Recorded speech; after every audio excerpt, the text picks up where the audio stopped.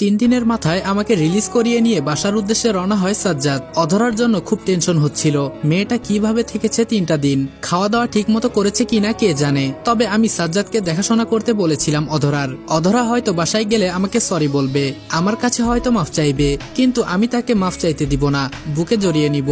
সাজ্জাদ আমায় বাসায় দেখতে পেলে হয়তো অধরা খুবই খুশি হবে। সাজ্জাদ বলল কিছুই বলার নেই, বাসায় গিয়ে দেখিস। সে খুশি হয় কি বেজার। বাসায় পৌঁছে গেলাম, গাড়ি থেকে নামতেই দেখি অধরা দরজায় দাঁড়িয়ে আছে। অধরাকে দেখে মনটা খুশি হয়ে গেল, হয়তো সে খুব কষ্ট পেয়েছে আমায় আঘাত করে। তবে আমি সবটাই ভুলে গেছি, অধরা আর তার পেটের বাচ্চাটাকে নিয়েই আমার সব চিন্তা। গাড়ি থেকে নেমে সাজ্জাদ আমায় বাসার ভেতরে দিয়ে এলো, কিন্তু অবাক করা বিষয় অধরা আমার সাথে একটা কথাও বলল না। হয়তো তার কৃতকর্মের জন্য সে লজ্জিত, তাই হয়তো কথা বলার মতন সাহস করতে পারছে না। সাজ্জাদ বলল, আকাশ আমি চললাম রে, আমার অনেক কাজ জমা হয়ে আছে, পরে এসে তোর খোঁজ নিয়ে যাব। আমি বললাম আচ্ছা যা, আর শোন ধন্যবাদ, তোর মতন বন্ধু থাকলে জীবনে অন্য কিছু প্রয়োজন পড়বে না। সাজ্জাদ বলল, আরে পাগল, বন্ধুত্ব বন্ধুত্বই, সেটা নিভাতে না জানলে সেই বন্ধুত্বের বন্ধন রেখে কোনো ফায়দা নাই। একজন আরেকজনের পাশে দাঁড়াতে না পারলে সেটা কিসের বন্ধুত্ব। সো ধন্যবাদ দিয়ে আমাকে লজ্জা দিস না। আমি বললাম আচ্ছা যা, অনেক সময় নষ্ট হয়েছে তোর, এবার গিয়ে কাজগুলো সামলা। সাজ্জাদ নিজের ব্যবসা ফেলে আমাকে সময় দিয়েছে এই কয়দিন। সাজ্জাদ চলে গেল, অধরা এখনো চুপ হয়ে আছে। আরে অধরা, লজ্জিত হওয়ার কিছুই নেই, আমি সবকিছুই ভুলে গিয়েছি আর তোমাকে মাফও করে দিয়েছি। সো স্বাভাবিকভাবে কথা বলো, নিজেকে ছোট ভাবার কোনো কারণ নেই। অধরা বলল, এই ছোট লোক, কে বলল তোকে আমি লজ্জিত আর আমি নিজেকে ছোট ভাবছি? আমি বললাম তাহলে মুখ কালো করে রেখেছো কেন? অধরা বলল, আমি এজন্যই মুখ কালো করে রেখেছি যে তুই এখনো মরিসনি, তুই মরলেই তো আমার রাস্তা পরিষ্কার হয়ে যেত।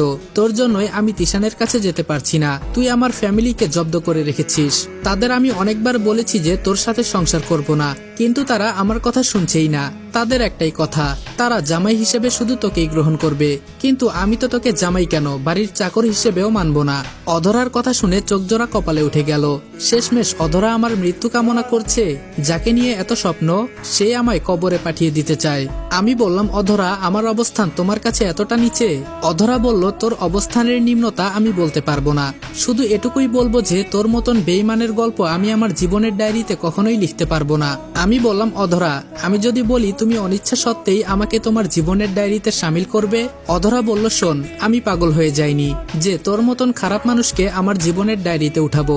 আমি বললাম, হ্যাঁ ঠিক বলেছ, তবে যদি খোদার হুকুমে অন্য কিছু থাকে তাহলে অবশ্যই তুমি লিখবে আমাকে নিয়ে, আর শুধু লিখবে না, সাথে তোমার চোখের পানিগুলো সেদিন লেখার মাধুর্যতা সুন্দর করার জন্য কাজ করবে। অধরা বলল, সেদিন কখনোই আসবে না, খোদার হুকুম আমার উপরে পজিটিভই থাকবে, তোর মুখাপেক্ষী আল্লাহ কোনোদিনই করবে না আমায়। আর শোন, এখন চোখের সামনে থেকে যা। কত কি না ভেবেছি আমি যে তুই মরে গেলে আমি তিশানের কাছে চলে যাব, কিন্তু তুই তো জীবিত ফিরে এসেছিস, তাতে আমার যন্ত্রণা আরো দ্বিগুণ হয়ে গিয়েছে। সো প্লিজ আমাকে একা থাকতে দে। অধরাকে ছেড়ে অন্য রুমে চলে আসলাম। চোখের কোণে পানি চিকচিক করছে, হয়তো এখনই বাঁধ ভেঙে পানি পড়া শুরু করবে। হ্যাঁ সেটাই হলো, কেঁদেই দিলাম।